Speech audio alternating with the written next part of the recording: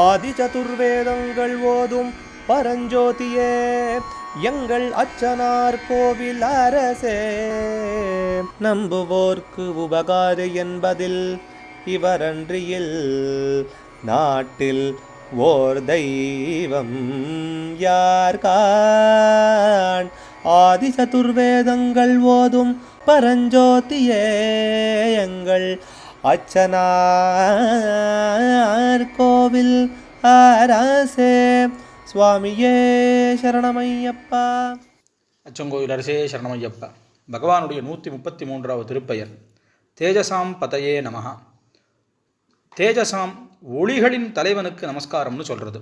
பகவான் எது எதெல்லாம் ஒளிர்கிறதோ அதை உண்டு பண்ணவோ ஒடுக்கவோ அதை ஜாஸ்தி செய்யவோ கூட்டவோ குறைக்கவோ மாற்றவோ அழிக்கவோ மீண்டும் மீண்டும் அந்த மாதிரி செய்யவோ மற்றவர்களை கொண்டு செய்விக்கவோ அல்லது ஒன்றுமே செய்யாமல் சும்மா இருக்கவோ அதிகாரம் உடையவன். அப்படின்னா இந்த உலகத்தில் எந்த காரியம் வேணால் அவரால் பண்ண முடியும்.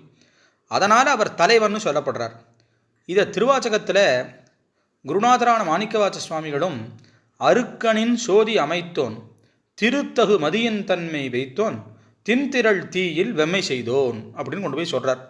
இதனுடையதான ஒரு அர்த்தம் துவனிக்கிற மாதிரியே முன்னாடியெல்லாம் பகவான் நிறைய ஒளிரூபமாக இருக்கிறவர், தேஜோ நிதின்னா நிறைய நாமாக்கள் சொல்லப்பட்டது. இந்த இடத்துல பிரணவத்தை சொல்லி தேஜஸ் சொல்கிற காரணத்தினால பிரணவத்தினால் அறியப்படக்கூடியதான தேஜோமயமான பிரம்மம், காயத்ரியினால் சொல்லக்கூடியதான பிரம்மம், இது எல்லாமும் சாஸ்தா தான் அப்படிங்கிறதுக்கு ஒன்றோடொன்று சம்பந்தமானதாக சொல்லப்படுறது. ஒளியும் ஒதியும் சேர்ந்து தான் இந்த உலகமானது இருக்குது. இதை சப்த சிருஷ்டி அர்த்த சிருஷ்டின்னு சொல்லி சாஸ்திரங்கள்லாம் சொல்லும்.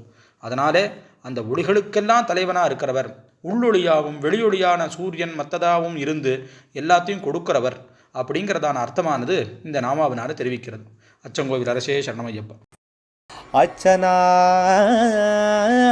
கோவில் அரசே சுவாமியே சரணமையப்பா.